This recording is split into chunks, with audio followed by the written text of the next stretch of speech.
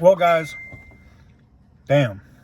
Well, guys, BMW made it home, but we have one issue. This is a brake light. Now, one of the things that used to happen on my E39 is, you see how it's kind of like toasty and black and it almost looks like it's melted a little bit there? Yeah. We'll be covering this on the next video. But, yeah, man.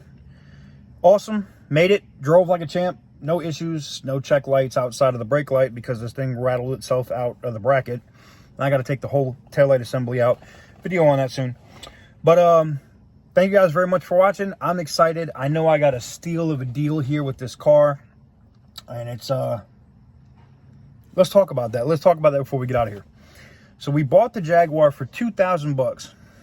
Impeccable condition. We sold it for $5,000. I picked this up for $3,000. What does that mean? My total investment into this will be around $3,000. What does that mean? That means I got this car for absolutely free. I got my $2,000 back by selling the Jaguar, right?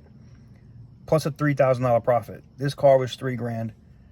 I basically got my $2,000 back that I bought the Jaguar for, and the profit I used from the Jaguar bought this car, which makes this car absolutely free. And we're going to go over the maintenance records and stuff in another video. We're going to talk about all the different stuff that's been done to it when we do the everything that's wrong with this car video. So stay tuned for that. You may see me in Louisiana. You may see me in Texas in the next few days. Stay tuned.